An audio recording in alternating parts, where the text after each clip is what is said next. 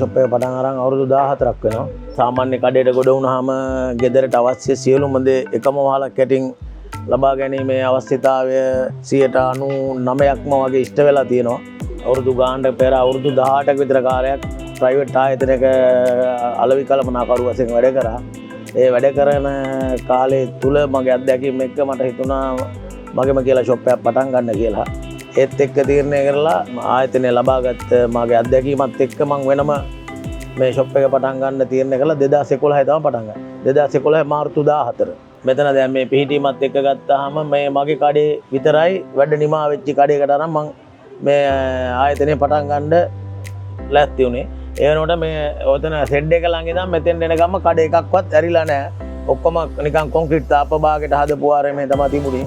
ඉතින් කට්ටියට මෙතන කඩේ අරිනවා කියනකොට කට්ටිය මම දැනුවත් කරේ වාට තුනට වහලා යන්න පුළුවන් මේ පැත්තට සෙනගෙන්නේ නැහැ. අර මේ කියලා ආදායරිමත් කිරීමත් තමයි කරේ. ඒක ඒ කට්ටියගේ හොඳට කිව්වේ මොකද මම ලොස් වෙයි කියලා. මම මේක ජය ගන්නවම කියන දැඩි අදිෂ්ඨානෙම මම වැඩේ පටන් ගත්තා. ඒ ගමන එදා මෙන් අදත් ඉදිරියටම යනවා. ඉදිරියටමයි ගියේ පස්සට ඇදුනේම නෑ මොන අභියෝගය ආවත්. අභියෝග වලට බය වුණෙත් නෑ. සැලුනෙත් නෑ. අභියෝගයක් කියන්නේ ජයග්‍රහණයක්මයි. මම හිතන විදිහෙමමයි.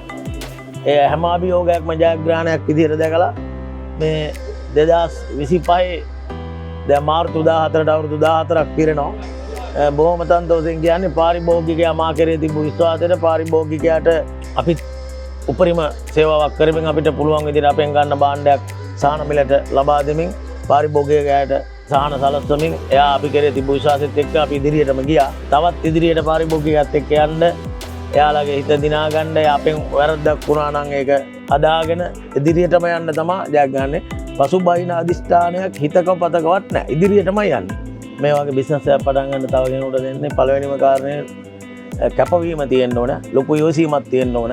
සමහරවිට අපි ළඟ සවුන්ඩ් සිස්ටම් තියෙනවා. සාමාන්‍ය අපේ තරුණ පිරිස් එනවා.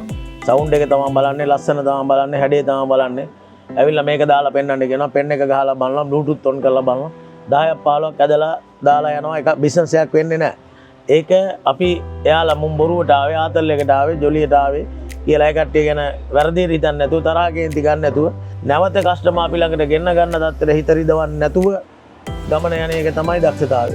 පවුලේ මගේ මල්ලි, නංගි, බිරිඳ, අම්මා, ඒ වගේම යාළුවෝ සෑන ශක්තියක් ධෛර්යයක් වුණා. ලොකු පුතා, චූටි පුතා සම්පූර්ණ බිස්නස් එකටම සෙට් වුණා. ඊට පස්සේ අපේ ලක්ෂාන් මලිත් එයාලාගේ දායකත්වයේ ලැබුණා. දැන් මේ වෙනකොට සම්පූර්ණ කඩේ හැම වැඩක්ම වගේ ලොකු පුතා බලනවා පාලනය කරගන්නවා. එතකොට එයාගේ අධික්ෂණය යටතේ තව මගේ පොඩි එක්කෙනා රවිඳු. එතකොට මේ කඩේ එදා ඉඳන් හිටපු එක්කෙනා ලක්ෂාන් මලිත් ඒ කට්ටිය අරයාගේ දැනුවත් කිරීම එක්ක සාකච්ඡා මාර්ගයෙන් ඔක්කොමලා සහෝදරයෝ වාගේ මේක ඉදිරියට ගමන යනවා. එයාලගේ මේ වෙනකොට ලැබෙන සහයෝගය හොඳට මැති මේ විදිහට ගියොත් මම නැතත් එයාලට ගමනක් යන්න පුළුවන් මට්ටමේ ඉන්නවා. ඉදිරි කාලය තුල මේ වගේම අයිටම් වෙනසක් එක්ක තව ෂොප් එකක් ඕපන් කරන්න බලාපොරොත්තු වෙමින් ඉන්නවා. තමන්ගේ කියන හැඟීමෙන් වැඩේ පටන් ගන්න, තමන්ගේ කියන හැඟීමෙන්ම කරන්න. මගේ එකත් පිට කෙනාගේ එකත් දෙකම එක හා සමානව හිතලා බිස්නස් එක සාධාරණ කරන්න.